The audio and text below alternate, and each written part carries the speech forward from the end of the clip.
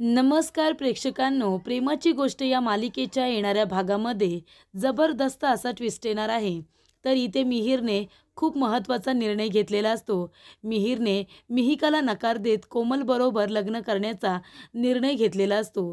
तर इथे मिहिरला कळलेलं असतं की आता मिहिका त्याच्या बाळाची आई होणार आहे, पण तरीसुद्धा त्याने मिहिकाला नकार देत कोमलला लग्नासाठी होकार दिलेला असतो.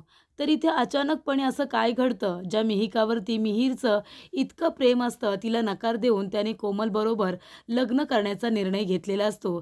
ते सुद्धा त्याला कळलेलं असतं की आता कोमल त्याच्या बाळाची आई होणार आहे. तरीसुद्धा जे काही घडतं, मिहिरने हा निर्णय कशासाठी घेतलेला असतो, आजच्या भागामध्ये सविस्तरपणे आपण बघूया. तर इथे मिहिरने आता सगळ्यांसमोर सांगितलेलं असतं की त्याला कोमलबरोबर लग्न करायचं आहे. तेव्हा इकडे सगळ्यांना आनंद होतो. कोळी कुटुंब खूप जास्त खुश होतं. तेव्हा मुक्ता म्हणत असते की कालपर्यंत मिहिकाच्या प्रेमामध्ये एवढा विचार करणारा हा मिहीर अचानक त्याने कोमलबरोबर लग्न करण्याचा निर्णय का घेतला? तेव्हा मुक्ता म्हणते, मिहीर चल, मला तुझ्याशी थोडं बोलायचं आहे. तेव्हा इकडे आता मुक्ता म्हणत असते की मिहीर काय झालंय? तू कोमलबरोबर लग्न करण्याचा निर्णय घेतलास. अरे कालपर्यंत तुझं मिहिकावरती प्रेम होतं. तिच्या प्रेमात तू रडत होतास. तिच्या आठवणींमध्ये तू रमत होतास आणि अचानकपणे कोमलबरोबर लग्नाचा विचार केलास. हे बघ, तुझं आणि कोमलचं लग्न झालं तर मला आनंदच होणार आहे. पण तुझ्या आनंदाचं काय? तुझं तर मिहिकावरती प्रेम आहे ना? तेव्हा मिहीर म्हणत असतो की वहिनी, मिहिकावरती प्रेम म्हणजे माझं मिहिकावरती खूप प्रेम होतं. पण शेवटीला काय झालं? ती आता हर्षवर्धनची बायको आहे आणि आता तर ती प्रेग्नंट आहे. मग आता तिचा विचार मी काय करू? आणि तसंही ती तिच्या आयुष्यामध्ये खुश आहे ना?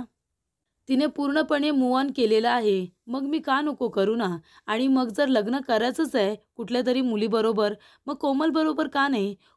कोमल तर माझ्या दादूची बहीण पण आहे आणि तसंही मी घरातला आहेच ना. आता मी तुमच्या आयुष्याचा भाग व्हायला तयार आहे आणि कोमल एक चांगली मुलगी आहे. ती थोडीशी आजारी असली म्हणून काय झालं? पण सुंदर आहे, शिकलेली आहे. अजून मला काय हवंय? आणि स्वभावाने सुद्धा खूपच जास्त चांगली आहे. त्याच्यामुळे मी मनापासून तिच्याबरोबर लग्नाचा निर्णय घेतलाय. मी कुठल्यातरी इमोशनल कारणामुळे किंवा जबरदस्तीने तिच्याबरोबर लग्नाचा निर्णय घेतलेला नाहीये. तर मी खरोखर मनापासून तिच्याबरोबर लग्न करायला तयार आहे. म्हणून तर मी सगळ्यांसमोर सांगितलं ना की मी कोमलबरोबर लग्न करायला तयार आहे म्हणून. तेव्हा इकडे आता मुक्ता म्हणते की ठीक आहे, तू मनापासून लग्न करायला तयार असशील तर माझी काहीच हरकत नाही आहे. माझं फक्त एवढंच म्हणणं होतं की कोमल जरी माझी नणंद असली तरीसुद्धा ती मला बहिणीसारखी आहे आणि तू सुद्धा माझा भाऊच आहेस. मला फक्त एवढंच म्हणायचं होतं की तुमच्या दोघांचं लग्न झालं तर आम्हाला सगळ्यांना आनंदच होणार आहे. पण त्या सगळ्यामध्ये तुमच्या दोघांचा आनंद महत्त्वाचा आहे. कोमलला तुझ्याबरोबर लग्न करायला नक्कीच आवडेल, पण तुलासुद्धा आवडायला हवं ना? तुझ्या मनाचा आनंदसुद्धा माझ्यासाठी तितकाच महत्त्वाचा आहे. म्हणून तुझी बहीण म्हणून मी तुला हे विचारलं आणि जर तू मनापासून लग्नाला तयार असशील तर माझी काही हरकत नाही आहे.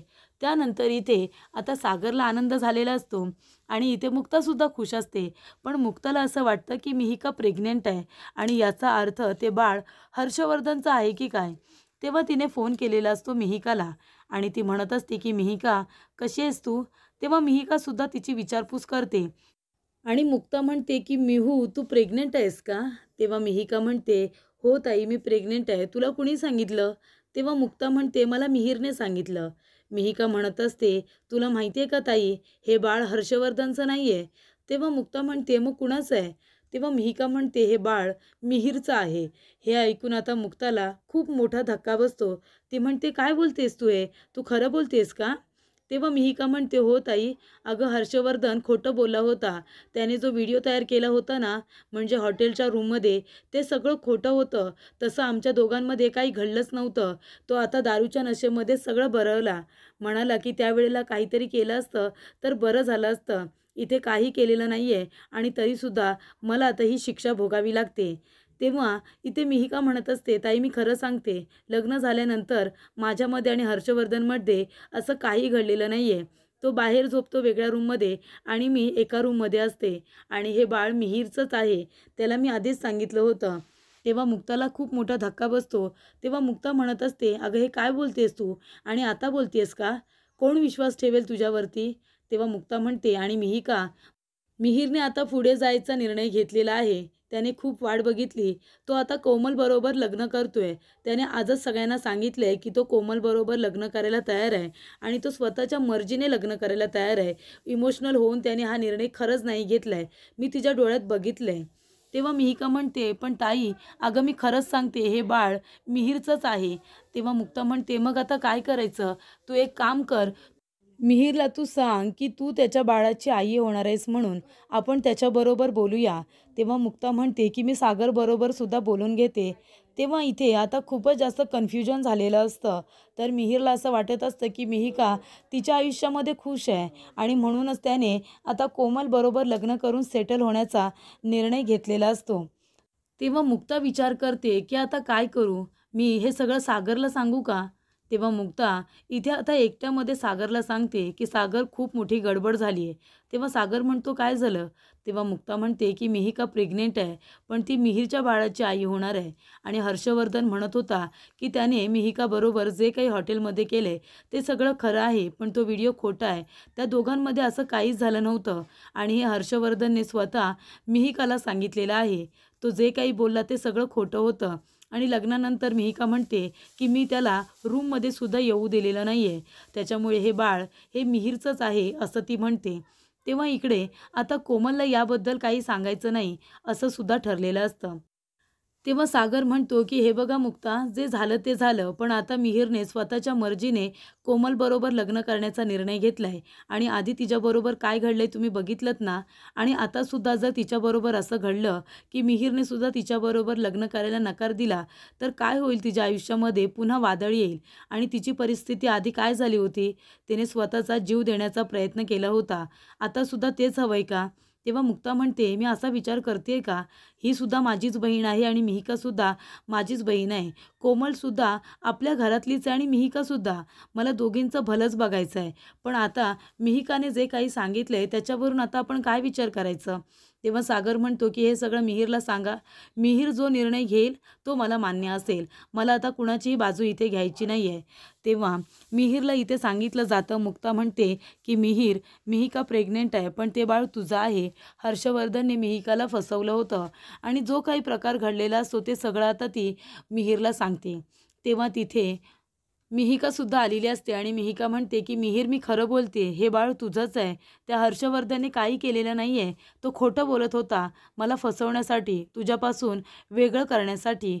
तेव्हा मिहीर म्हणतो की हे बघ मिहिका, जे झालं ते झालं. आता मला याच्यामध्ये काही बोलायचं नाही आहे. हे तू मला 2 दिवस आधी तरी सांगितलं असतंस ना, तरीसुद्धा मी माझा निर्णय बदलला असता. पण कोमलची अवस्था काय झाली होती तू वहिनीला विचार. आणि हे सगळं कुणामुळे घडलं होतं? तर माझ्या बहिणीच्या चुकीमुळे हे सगळं सावनीने केलं होतं कोमलबरोबर. कोमलची कुणाजवळ काय दुश्मनी आहे? बिचारी कॉलेजला जाते, घरी येऊन अभ्यास करते. तिचं कुणाशी देणं घेणं नसतं. पण सावनीमुळे तिला एवढी मोठी शिक्षा मिळाली तिच्या आयुष्यामध्ये. त्या मुलाबरोबर लग्न करायला सावनी तिला सांगत होती, ज्या मुलाचं आधीच लग्न झालं होतं आणि तो मुलगा फ्रॉड होता. कोमलबरोबर लग्न झालं असतं तर तिचं आयुष्य उद्ध्वस्त झालं असतं आणि हे सगळं सावनीमुळे होणार होतं. कोमलची या सगळ्यामध्ये काही चुकीच नाही आहे. मग तिने एवढी मोठी शिक्षा का भोगायची? आणि तसंही तू हर्षवर्धनकडे निघून गेलीस. तुला जर माहिती होतं हे बाळ आपलं आहे, तर तू त्याच्याबरोबर जाण्याची घाई का केलीस? तुझा माझ्यावरती विश्वास नव्हता का? मी तुझ्यावरती विश्वास ठेवला असता मिहिका, पण तू मला चान्सच नाही दिलास आणि सरळ हर्षवर्धनकडे गेलीस तर गेलीस आणि लग्नसुद्धा केलंस. मग यापुढे जर अशी सिच्युएशन आली की तिथे फक्त तुला तुझ्या कुटुंबाचा विचार करायचा आहे आणि तुझ्या इज्जतीचा विचार करायचा आहे. हर्षवर्धन म्हणाला की माझ्याबरोबर लग्न केलं नाहीस तर ही व्हिडिओ लीक करीन म्हणून, आणि तू घाबरलीस आणि लगेच त्याच्याकडे निघून गेलीस मला सोडून. माझा विचार तू अजिबातच केला नाहीस. मग आता मी तुझा विचार का करू? तू जे बोलतेस ते जरा खरी असलं तरीसुद्धा आता मला माझ्या कुटुंबाची सुद्धा इज्जत महत्त्वाची वाटते. आणि माझं कुटुंब म्हणजे माझा दादूस आणि त्याचा हा सगळा परिवार माझा परिवार आहे. आणि मी स्वतः सांगितलं होतं दादूसला, मला कोमलबरोबर लग्न करायचं आहे. आणि तेव्हा सागरदादा मला म्हणाला की ठीक आहे, तुझी जर मनापासून इच्छा असेल तर माझी काही हरकत नाही आहे. आणि आता तू येऊन म्हणतेस की हे बाळ माझं आहे म्हणून. पण आता मी निर्णय घेतला आहे, या निर्णयामध्ये बदल होणार नाही. जे काही तुम्हाला करायचं आहे ते तुम्ही करा, पण आता मी कोमलबरोबरच लग्न करणार. तेव्हा इथे मुक्ता म्हणत असते की मिहीर, पुन्हा एकदा विचार कर. मिहीर म्हणतो की मुक्ता वहिनी विचार करून झालाय, मी कशाला नकार देऊ आता कोमलला. या सगळ्यामध्ये बिचाऱ्या कोमलची काय चुकी आहे. लहान आहे ती, पुन्हा पुन्हा एवढे मोठे घाव ती सहन नाही करू शकणार. आधीच त्या अभिषेकमुळे तिला खूप काही सहन करावं लागलंय. मग आता त्या मुलीची चुकी नसताना तिने तिच्या आयुष्यामध्ये एवढे प्रॉब्लेम का बरं फेस करायचे. आणि तसंही मिहिकाने जर हे सत्य मला आधी सांगितलं असतं तर कदाचित मी कोमलबरोबर लग्न करायला होकार दिला नसता. पण इथे आता मी फक्त जर मिहिकाचा विचार केला तर मी सगळ्यांच्या भावना दुखावतोय आणि ते माझ्याने काही होणार नाही. तेव्हा मिहिका म्हणते, पण मिहीर तुझं माझ्यावरती प्रेम आहे ना.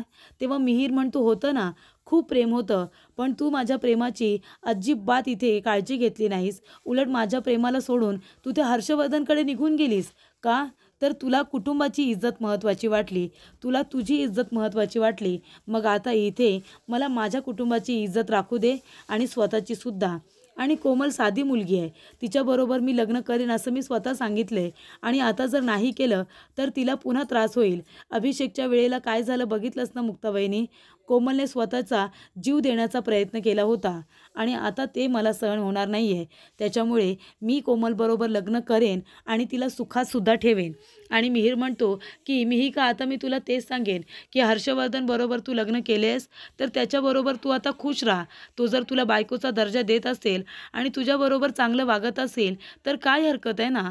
पण तुमच्या सांगण्यावरून मी माझा निर्णय बदलेन असं अजिबात होणार नाही.